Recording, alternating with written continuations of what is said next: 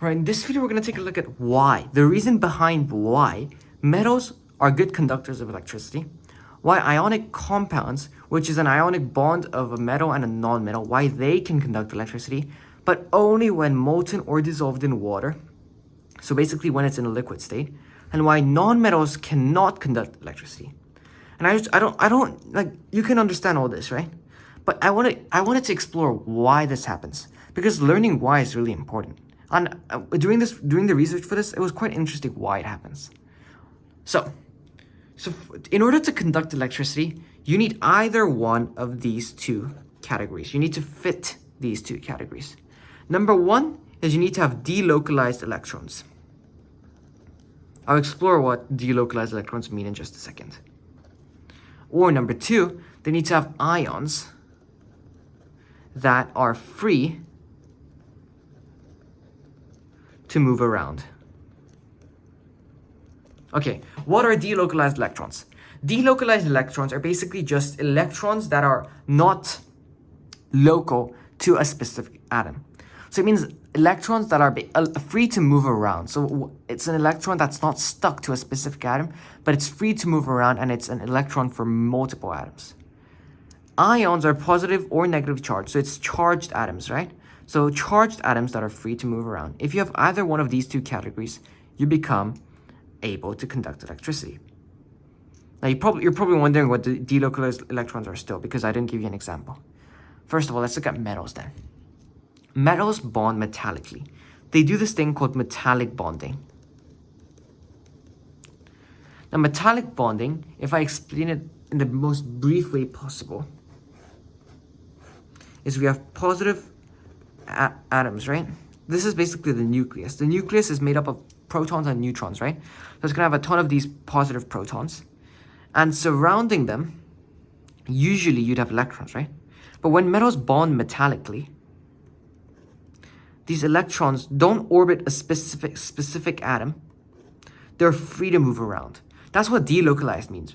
It's not local to a specific atom. It's delocalized. It's not a local to anything. It moves around, and it's an electron for multiple atoms. So what this goes to form is we have protons, right? Attracted to an electron, attracted to another electron, and then this same electron is attracted to a proton, another proton, and then this could be attracted to another proton, attracted to another electron, attracted to another proton. So it's an electron isn't specifically attracted to a specific atom. It's an electron for multiple different atoms. That's what delocalized electrons mean. Now, what this allows it to do, when metallic bonding happens and electrons aren't stuck around a single atom, they're free to move around, right? So this allows the attraction between the positive ions.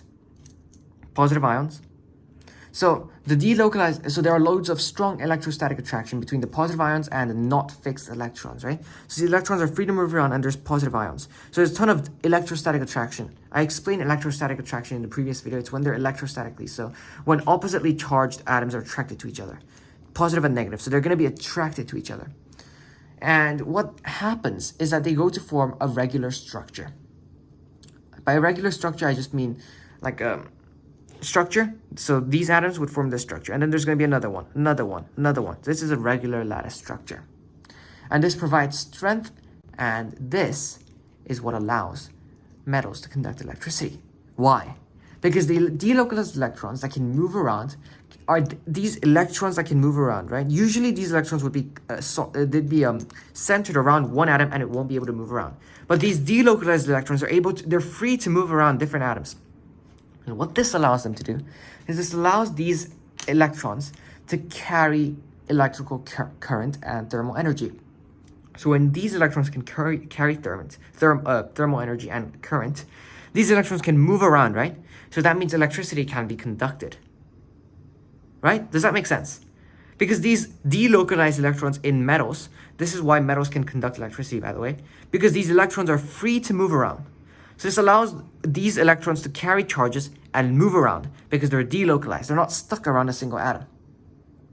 And this is also why non-metals cannot conduct electricity. Why can non-metals not conduct electricity? Because non-metals don't have delocalized electrons. The non-metals bond in covalent bonds. They don't do metallic bonds. If you know what covalent bonds are, it's basically when you have non-metals. So you could have non-metal here and non-metal here, and they share electrons. The electrons don't just move around like this. The electrons are just shared.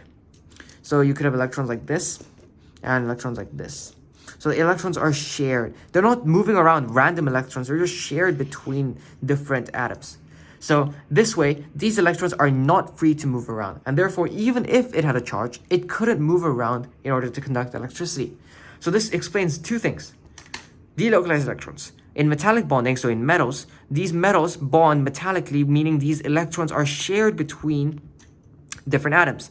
And by shared, it's not just covalent bonding where these are shared between specific atoms.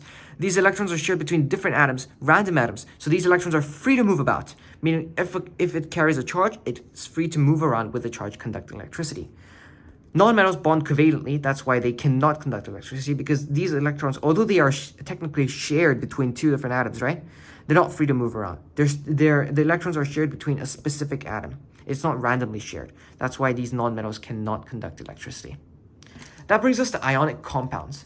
So this is covalent bonding, metallic bonding. And now lastly, we have ionic bonding. Ionic bonding is when electrons are, so a metal, metals can conduct electricity, right? And a non-metal. So a metal might have electrons. So this atom has 6 electrons. This is a non-metal. Non-metals have electrons that they want to receive, and metals have electrons that they want to get rid of. So this is ionic bonding. Brief summary: it gives the electrons to the non-metal. And what happens in ionic bonding, what's special about this, is that just like non-metals, ionic compounds do not have delocalized electrons because they're sending the electrons away. They're not sharing the electrons. The electrons aren't free to move about. The electrons from the metal are just being sent to the non-metal. They're not randomly being shared or being able to move around. But there is another option, right? I said they could either have delocalized electrons to conduct electricity, which ionic compounds do not have. But they can do the alternative. Ionic compounds have ions that are free to move about. So in its solid state, we all know solids, liquids, and gases, right? In a solid state, all the atoms are tightly packed together and atoms cannot move about. This is basic chemistry, guys, now. In liquids, the atoms are free to move about, right? So this allows this ionic compounds. These ionic compounds that would be solids, if they're either molten or they're dissolved in a solvent, which is water. It has to be water, by the way. So when it's molten, it's going to be a liquid, right? So these ions, they're going to be free to move about. And when these ions are free to move about, it's going to allow the ions to carry these electrical charges because they can move about. Even if this could carry charges, the electrons can't move about, so it can't conduct electricity. But when it's a liquid, it can move around, right? The ions can move about. That's why electrical current can be carried around, allowing molten ionic compounds, or specifically to conduct electricity when molten, because the ions are free to move about. That's the same thing when dissolved in water, forming an aqueous solution. Aqueous solution is basically just where the solvent is the water. So when it's dissolved in water, it allows the ions to carry charges because it's dissolved. It's in a liquid state again. So you could say that these ionic compounds have to be in a liquid state to conduct electricity because it allows the ions to move about. Because you either need to have either one of these two categories: ions that are free to move about, or delocalized electrons, which metal bonds have, but not covalent bonds in non-metals. I hope this kind of makes sense and explains why metals can conduct electricity, ionic compounds only when molten, and non-metals can't. Thanks for watching.